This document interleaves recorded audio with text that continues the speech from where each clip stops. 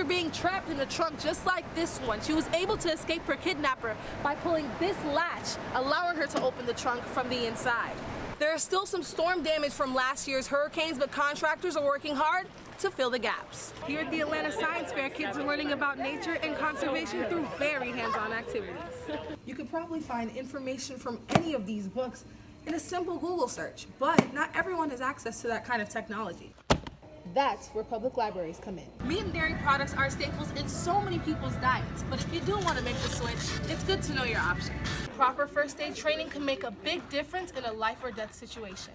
Now that's only a taste of what's going on, the tip of the iceberg, so make sure you download the Gulf Coast Weekend app for a full list of things to do. I'm Joyce Philippe, and I hope to see you out this weekend. We're in battle, Patriots. One man's words sparked national uproar when he posted this video to his Facebook page. And we're now a Muslim-free zone. Andy Hallinan, owner of Florida Gun Supply, says the post is in response to the killing of military personnel in Chattanooga. He states that he will not ask customers about their faith, but will instead use his own judgment to enforce his policies. I do have the right to deny service of firearms or training to anybody that I deem as a threat, and the ATF expressly gives me that right as a federal firearms dealer. The Council on American-Islamic Relations is firing back, calling upon the U.S. Department of Justice to investigate Hallinan's actions as a civil rights violation. And that message was that it's illegal for him to discriminate against Muslim Americans.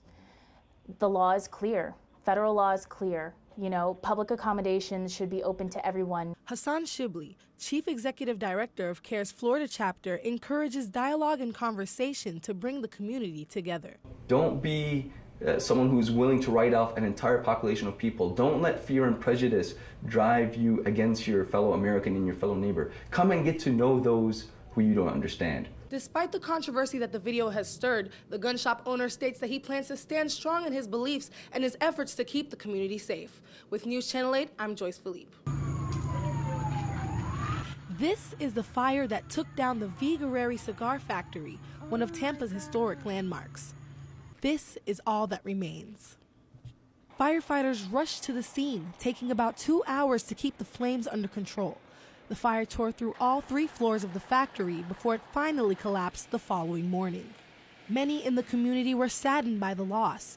Local resident Al Otero lived down the street from the factory for over 21 years. It hurt me to see it burn because I respect history, and this is what part of Tampa is. Now, this building once stood at 27,000 square feet and was an important part of Tampa's history in the cigar industry. While there were talks about turning this building into housing, those plans went up in smoke. We met up with Eric Newman, head of the J.C. Newman Cigar Factory. He says his family did close business with the Guerreris. They made cigars for us. We used to sell maybe 10 or 15 million cigars a year. About 24 factories remain in Tampa, but J.C. Newman's is the last one still producing cigars. A lot of empty cigar factories around. They're here to tell a story. Now we have one less story around in Tampa to tell the story, and that makes all of us sad.